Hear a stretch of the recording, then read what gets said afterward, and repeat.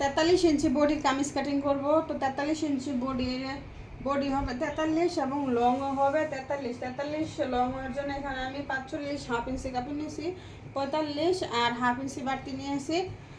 আর বডিও হবে 43।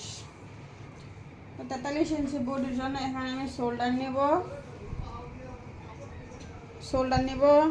6 হাফ, পুরো শোল্ডারটা নেব 6.5 ইঞ্চি, শোল্ডার নেব 6.5 ইঞ্চি। এখানে এদিকে আরমোল নিব 7.5, আরমোল নিব 7.5। এদিকে নিব হাফ ইঞ্চি বাড়তি, এদিকে নিব হাফ ইঞ্চি বাড়তি 7। এদিকে একটা লম্বা দাগ টেনে দেব। আর সাইড ফাড়া নিব, সাইড ফাড়া হবে 20.5 হাফ, সাইড ফাড়া হবে 20 হাফ। আর এখান থেকে অর্ধেক হলো, এখান থেকে 13 অর্ধেক হলো 6.5। তো এখানে 6.5 ইঞ্চিতে একটা দাগ টেনে দেব। আর এদিকে আমি পাশ নিব হলো 15 হলো 30 ইঞ্চি হবে। আমি এখানে পাশ নিব হলো 15 হাফ ইঞ্চি বাড়তি দিয়ে দিই। 15 হাফ, যেহেতু কাপড় আছে কাপড়টা পুরোটাই লাগবে, তো হাফ ইঞ্চি বাড়তি দিয়ে দিলাম। আর এদিকে বডি হবে হলো 21.5 হাফ, 21 হাফ হলে 10 হাফ হলো 21, আর 21 হাফ হলো 10.5 আর 2 সুত, 10.5 2 সুত আর 1 সুত বাড়তি নিলাম। আর 1 ইঞ্চি সেলাই মার্কের জন্য এদিকে হলো 9.5 আর 2 সুত, 9.5 আর 2 সুত। আর 1 ইঞ্চি সেলাই মার্কের জন্য এদিকেও সেম, এদিকেও 11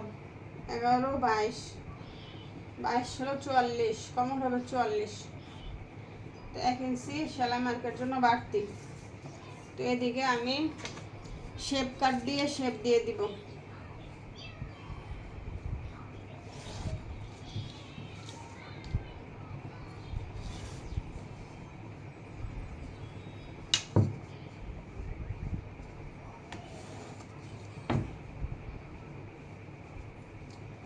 শেপ কাট দিয়ে শেপ দিয়ে দিলাম। আর এদিকে লম্বা একটা এভাবে দাগ দিয়ে দিলাম। এখানে গলা হবে 2.5 ইঞ্চি, গলা হবে 2.5, গলা লম্বা হবে 6.5। তো গলাটা আমি পরে কাটিং করব, পেস্টিং দিয়ে গলাটা কাটিং করব। এখন আমি শোল্ডার ডাউন নিয়ে নিচ্ছি হাফ ইঞ্চি, শোল্ডার ডাউন নিতে হবে হাফ ইঞ্চি, তাহলে জামার কোনা বের হবে না। শোল্ডার ডাউন নিয়ে নিচ্ছি হাফ ইঞ্চি, তাহলে জামার কোনা কখনো বের হবে না। এদিকে একটা দাগ টেনে দিলাম। তো এখন আমি জামাটা কাটিং করে নেব। জামাটা কাটিং করা শেষ, আমি গলা কাটিং করব পেস্টিং দিয়ে। এখানে আমি একটা কাট মার্ক দিয়ে দিলাম। আর কোন জায়গায় কাট মার্ক দিতে হবে দেখে নেবেন, 1 জায়গায় 2 জায়গায় 3 জায়গায় কাট মার্ক দিতে হবে, তাহলে আপনাদের আর সেলাই করতে সমস্যা হবে না।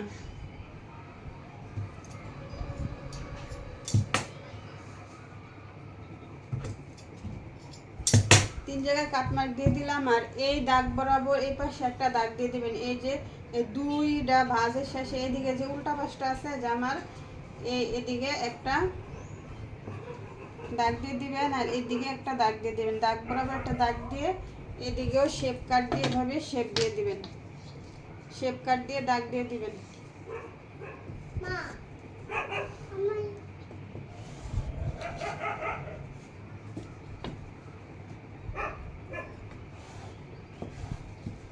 এখন সেলাই করতে সুবিধা হবে, দুদিকে দাগ বরাবর শুধু সেলাই করলে হবে। তো এই যে আমার জামা কাটিং হয়ে গেল। এখন আমি একটা পাশ একটা বের করে, এক সাইড বের করে আমি তালপাট কাটিং করে নেব। ভিডিওটা একটু লং হয়ে যাচ্ছে, পুরো ভিডিওটা দেখলে অবশ্যই আপনিও কীভাবে পারফেক্টভাবে কামিজ কাটিং করতে আপনিও শিখতে পারবেন। এখানে আমি দাগ দিয়ে দিলাম, দাগ বরাবর আমি তালপাট কাটিং করে নেব।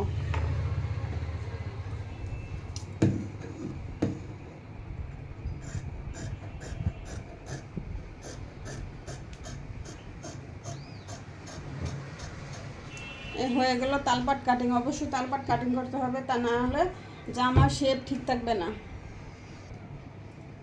এখন আমি হাতাটা কাটিং করব। হাতাটা হবে 16 ইঞ্চি। 16 ইঞ্চির জন্য 2 ইঞ্চি বাড়তি নিতে হবে, 17 ইঞ্চি। এখানে কাপড় কম থাকে, এখানে আমি 4 ভাঁজে ভাঁজ করে নিয়েছি কাপড়টা, আর উল্টা পাশে ভাঁজ করে নিয়েছি। এখানে কাপড় কম থাকে, আমি উপরের দিকে জয়েন্টটা দিব। উপরের দিকে আমি একটু বাড়তি কাপড় নিয়ে নিয়েছি, এই জয়েন্টটা আমি উপরের দিকে দিব। তো এখানে আমি 18 ইঞ্চিতে একটা দাগ দিয়ে দেবো। 18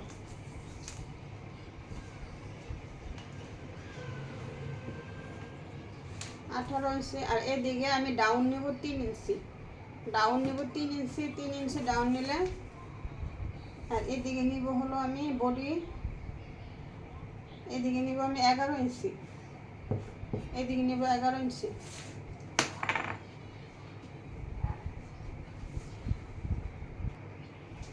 এদিকেও জোড়া দিতে হবে। এদিকে হবে 11 ইঞ্চি, আর মুহুরি হবে 5, আর 1 ইঞ্চি বাড়তি নিব 6, 1 ইঞ্চি বাড়তি 6 ইঞ্চি।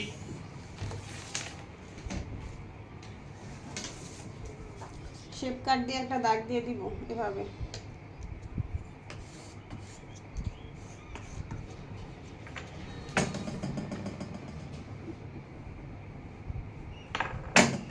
দাগ বরাবর কেটে নিব।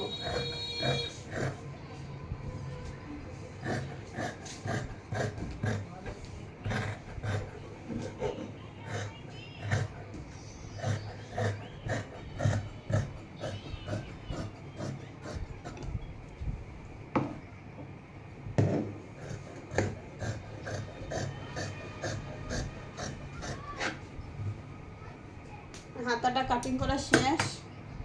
এখন আমি এটা সেলাই করার পর তালপাট কাটিং করব।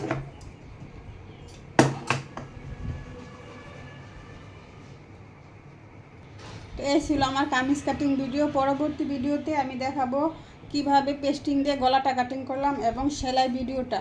তো অবশ্যই আমার পেজটা ফলো দিয়ে পাশে থাকবেন, লাইক কমেন্ট শেয়ার করবেন। আল্লাহ হাফেজ।